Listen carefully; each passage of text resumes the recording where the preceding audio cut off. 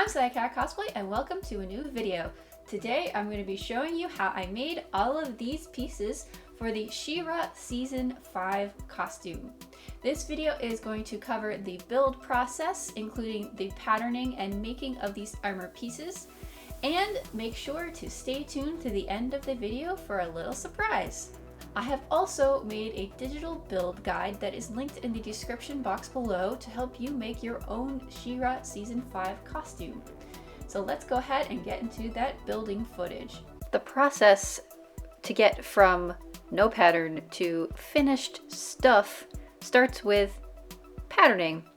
All these patterns can be used for materials other than what I'm using for this build. I'm using EVA foam for this build, but the patterns that I have made and digitized and are available can be used for fabric, can be used for Warbla, or any other material that you want to use to make your costume with.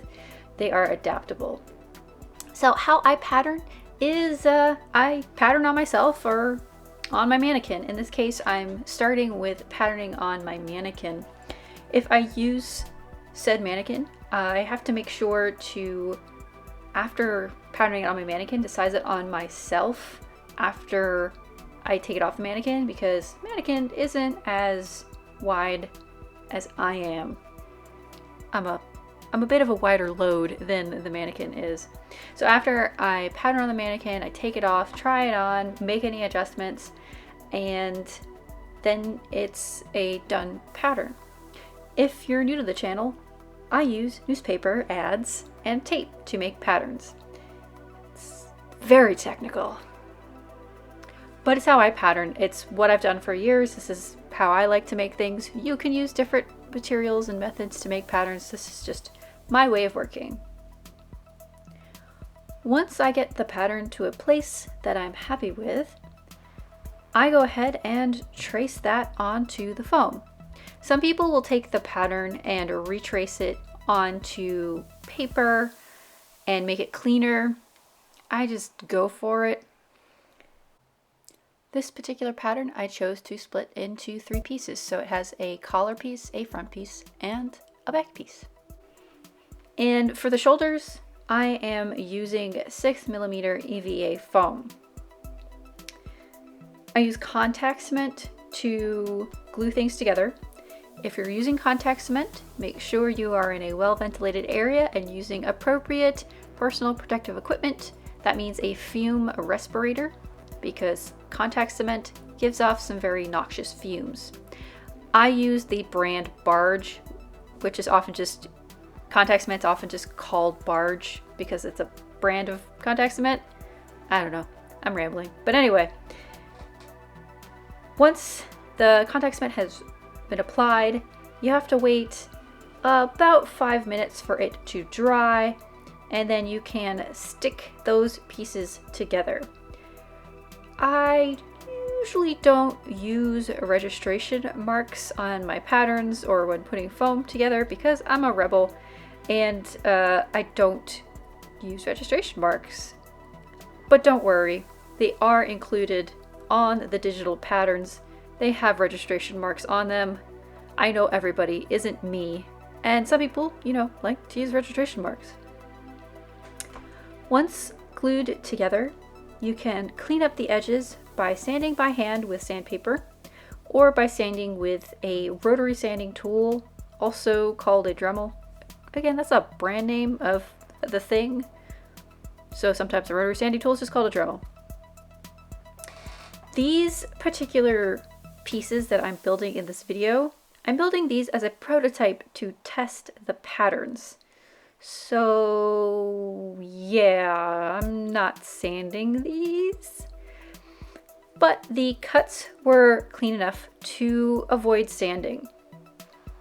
If you also want to avoid sanding to make sure that your edges are nice and clean, make sure your cutting implements are extremely sharp.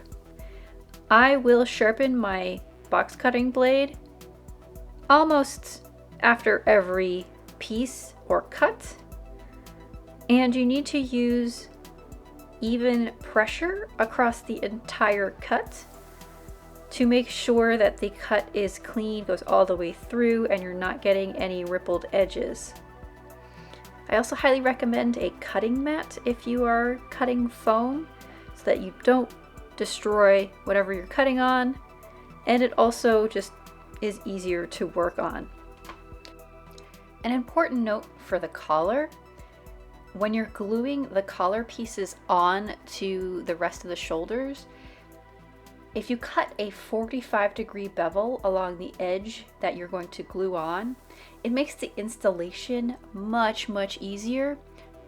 Make sure to do this with a extremely sharp blade so you get a nice 45-degree bevel. To get that piece, once you've cut it out and glued it together and sanded all the edges, to get it into the shape that you want, because once this thing was glued together, it really wasn't in the shape that I needed it to be. You'll need to bend the piece with a heat gun. Bend it, let it cool down, see if that's the correct shape, probably do that again, and then probably again, and then probably again to get it into the correct shape. It took me a lot of heating and bending to get the shoulder piece into the correct shape, to get it to a place that I was happy with. I actually have a video tutorial on how to set bends in foam. That video is linked in the description box below. Once you have the piece in the correct shape, I go ahead and fill any seams with Quick Seal. This is a silicone-based caulk that is usually used for kitchen repair, but it works really great for filling seams.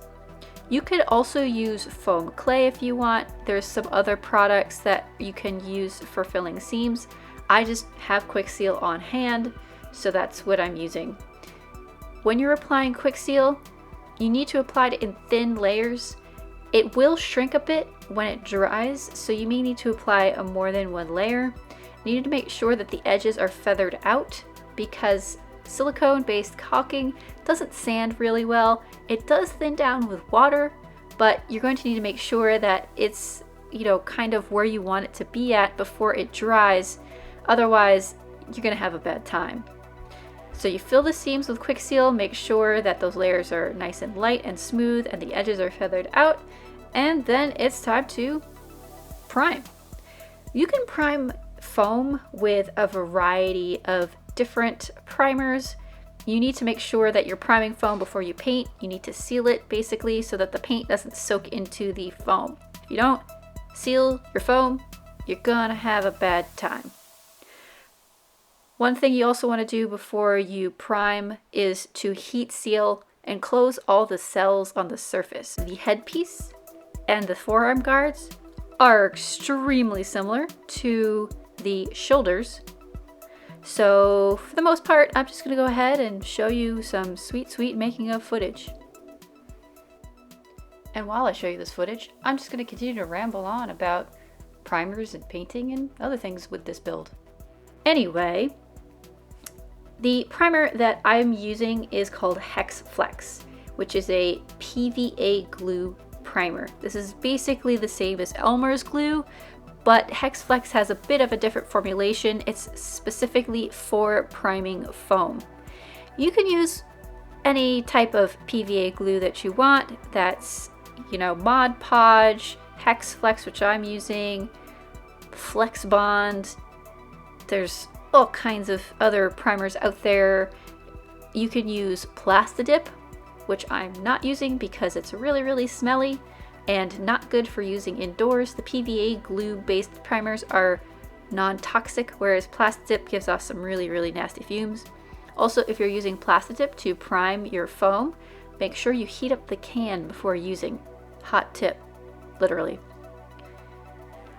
For the Hex Flex primer, I usually coat the foam with 2 to 3 coats, letting it dry in between layers. Don't really need to do more than that. That's usually pretty good. And I'm going to go ahead and interrupt my rambling to make a note that the headband on the headpiece, if it's made out of foam, it's not going to hold shape very easily just on its own. And this is made out of 4mm foam, which is even thinner than 6mm. So I went ahead and took some Warbler scraps, smooshed them together and made a backing piece for the headband. You can use wire or other materials to back the headband, but you're going to need to make sure to back the headband with something so that it stays in the shape that you want.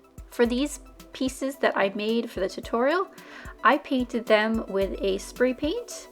This was the Rust-Oleum Metallic in Pure Gold, which I do not have footage of me painting because I can't spray paint and record at the same time. It's just really hard and I wouldn't been able to hold things. I didn't record it.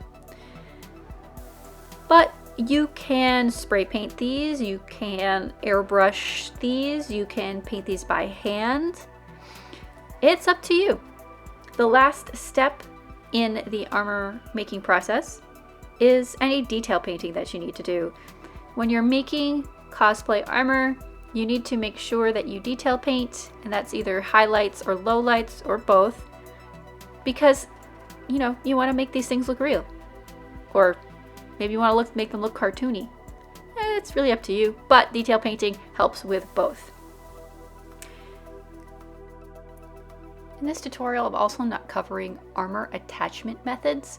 There's many different methods. I have a video, which is linked in the description box below, on how to do armor attachments. You can use zippers, Velcro, magnets. There's many different options out there. That's a personal choice. If you want to leave things unattached, also, that's another choice that you could do. So I hope you've enjoyed this making of video, along with the build guide and patterns, which are available on my store. I hope this helps you in your endeavors to make the She-Ra Season 5 costume. Thanks so much for watching all the way through the end. As to that little surprise that I mentioned in the beginning, if we hit at least 500 views and 100 likes on this video, I will do a giveaway for these armor pieces that I made for this tutorial. Thanks so much for watching, and if you like the video, don't forget to give it a thumbs up, leave a comment, and if you like my content, please hit that subscribe button and bell notification for the next time I put up a video. Thanks again so much for watching, and I'll see you in the next one.